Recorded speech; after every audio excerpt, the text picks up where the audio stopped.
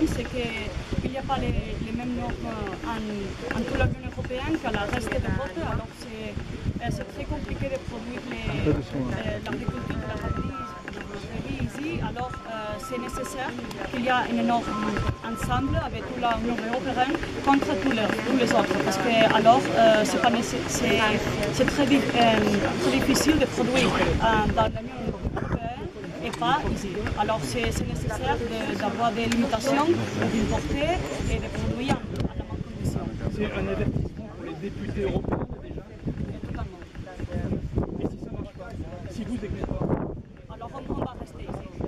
non, on reviendra. Oui, on reviendra. Oui. Quand ça, Excusez-moi. à quel moment? Et À partir de début quand c'est novembre. nécessaire, oui. Puisqu'ils ont une commission européenne. J'ai eu le gouvernement français au téléphone. Ils ont une commission européenne qui statuera au mois d'octobre. Donc à partir de là, il faudra déjà qu'ils travaillent en amont, comme ils le font déjà, et on voudra des réponses. Et moi je leur ai dit qu'on ne démordra pas et que s'il faut appeler toute l'Europe à bloquer et paralyser tous les agriculteurs européens à paralyser l'Europe à partir de début novembre, on le fera et on le prouve aujourd'hui. C'est que c'est une première historique où deux pays transfrontaliers arrivent à s'entendre pour défendre la même cause, alors que pour beaucoup d'observateurs, on a souvent été opposés, alors que pour nous, les agriculteurs espagnols sont nos alliés, puisque comme je l'ai dit, 90% de notre céréale part en Espagne. Et eux, on leur achète la paille, ils nous achètent de la lumière. Nous, on fait notre commerce avec eux. Après, on ne parle pas de la grosse industrie agroalimentaire, on parle d'agriculteurs comme nous tous, des petites exploitations qui demandent qu'à vivre de notre métier. Et quand vous dites ça à Gabriel Attal, on va Marc Fesneau, qu'est-ce que vous dites tout à l'heure? J'ai eu le directeur de cabinet de Marc Fesneau, mais il me dit simplement que le combat est légitime. Alors aujourd'hui, nous, si on veut s'en sortir, on paye de l'énergie trop cher. En France, on travaille tout simplement à 40 centimes du litre plus cher qu'en Espagne. Donc dites-vous que nous, quand on allume notre tracteur, on travaille à 10 € de plus de l'heure que les Espagnols. Les Espagnols travaillent déjà plus cher que certains pays européens. Ça ne peut pas marcher. Donc il faut qu'on soit tous d'accord et tous sur le même pied d'égalité. Et là-dessus, je pense que c'est défendable. On aurait voulu le défendre dans chaque pays individuellement. On l'a vu avec l'Allemagne, où c'est qu'ils n'ont pas voulu revenir derrière. Nous, en France, on a gagné un petit peu. Mais je pense qu'en Espagne, c'est la même problématique. Ils se seraient battus tout seuls, ils n'y seraient pas arrivés. Par contre, si tous les pays d'Europe arrivent à mettre de la pression, au niveau du Parlement européen, ils n'auront pas le choix que de céder. C'est le début d'un nouveau combat pour vous, espagnol aussi? Oui, c'est totalement pareil. En Espagne, c'est la même problématique. Et alors, on a beaucoup de problèmes avec les produits qui viennent du Maroc. Alors, c'est la même revendication de toutes les CEPA de l'Union européenne. Son nom, son prénom. Les Espagnols et les Français vont aller dans le même sens désormais vis-à-vis de Bruxelles. On est tout ensemble.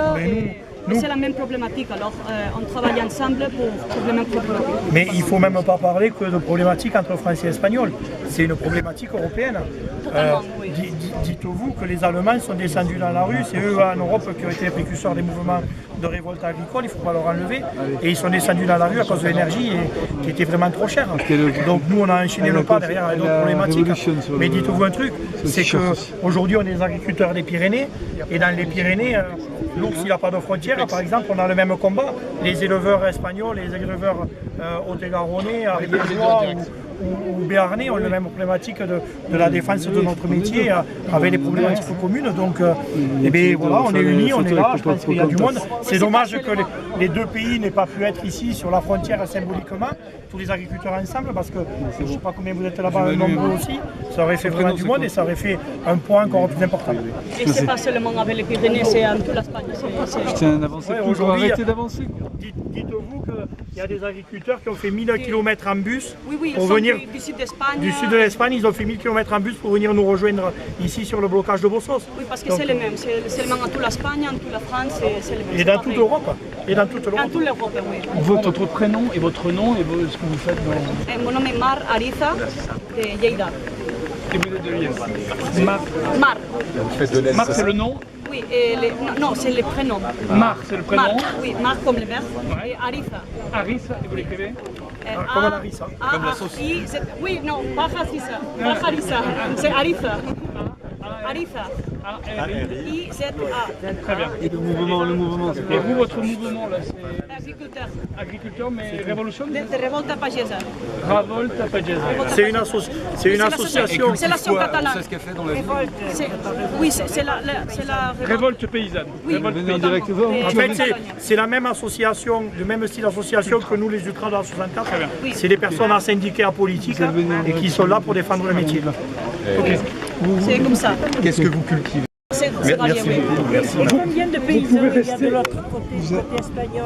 Il y a entre 150. Tu avais